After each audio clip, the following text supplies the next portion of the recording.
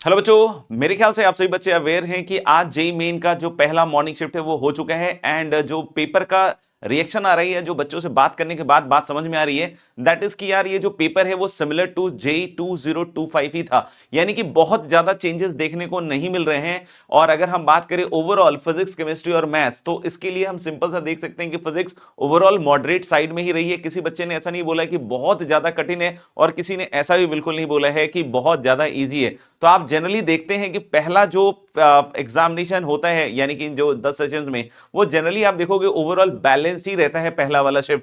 तो उसी के हिसाब से आप देखिएगा कि ये ओवरऑल बैलेंस फिजिक्स का पेपर है। अगर आप ऐसा देखोगे कि किस चैप्टर से ज्यादा है किस चैप्टर से कम है, तो ऐसा कुछ भी नहीं है। सभी से करीब करीब चीजें क्या है, बैलेंस्ड वे में ही आई है फिजिक्स में। इसी तरीके से अगर आप केमिस्ट्री में बात करेंगे तो केमिस्ट्री भी इजी टू मॉडरेट ही बच्चों ने कहा है। यानी कि फिर से वैसा ही जैसा जेई 2025 में भी देखने को मिला था कि भाई जो पेपर है, अगर हम एक एवरेज स्टूडेंट की बात करें तो उसके लिए इजी टू मॉडरेट है। यहां पे हालांकि थोड़ी सी चौंकाने वाली बात थी कि भाई इंटीजर टाइप में ज्यादातर सवाल जो है वो फिजिकल केमिस्ट्री के आए हैं, यानी कि 4 आउट ऑफ 5, और एक सवाल शायद इनऑर्गेनिक आया है। आप बाकी कमेंट करके बताइएगा कि और आपने क्या क्या नोटिस किया इस बार में। अगर आपने पहले प्रीवियस ईयर पेपर सॉल्व किए थे तो उसमें थोड़ा बताने की कोशिश कीजिएगा, सो दैट कि आगे आने वाले जो अटेम्प्ट्स हैं उसमें बच्चे थोड़ा सा और वेल प्रिपेयर्ड होकर जाएं।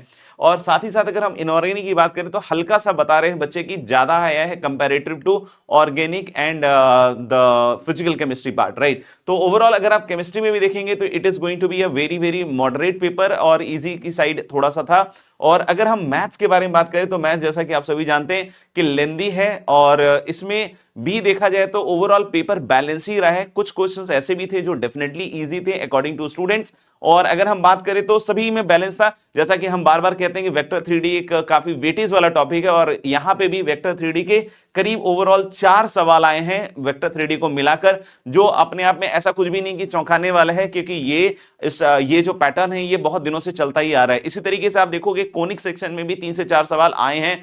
तो आप बच्चे जो कि आगे जाने वाले हैं तो वो ध्यान रखिएगा कि कोनिक सेक्शन में फॉर्मूले बहुत होते हैं दोस्तों, तो आप उस पर थोड़ा फोकस कर लीजिएगा, उसको अच्छे से याद कर लीजिएगा, राइट, सो दैट कि आप बढ़िया कर पाइएगा। बाकी अगर हम देखें तो बाइनोमियल से भी क्वेश्चन है, एक कॉम्प्लेक्स से भी क्वेश्चन है, इंडेफिनिट डेफिनिट से मिलाकर 2 क्वेश्चन है, और इस तरीके से और भी मतलब आप देख सकते हैं कि पेपर में था। और जो हम स्टैटिस्टिक्स की बात करते हैं तो इस बार जैसा कि मैंने पहले ही बोला था, एक हमने पीवाईक्यू सेशन भी किया था, तो उसमें मैंने बताया भी था कि बहुत बार आजकल क्या होता है कि स्टैटिस्टिक्स के क्वेश्चन जो है प्रोबेबिलिटी मिक्स करके आते हैं। तो इस बार जो स्टैटिस्टिक्स का सवाल था वो प्रोबेबिलिटी मिक्स करके आया था, तो प्रोबेबिलिटी में जो स्टैटिस्टिक्स का पार्ट है उसको थोड़ा ध्यान से कर लीजिएगा। तो ये ओवरऑल चीजें हैं related to the first shift. इसी तरीके से हम सेकंड शिफ्ट के पोस्टमार्टम के लिए आएंगे, और डेफिनेटली आप अपना कमेंट जरूर करके बताते जाइएगा कितने नंबर के आसपास आप स्कोर कर रहे हैं, व्हाट इज योर एक्सपेक्टेशन, और आगे आने वाले एग्जामिनेशन में आप कैसा एक्सपेक्ट कर रहे हैं पेपर। मिलते हैं अगले वीडियो में, तब तक के लिए जय हिंद जय भारत।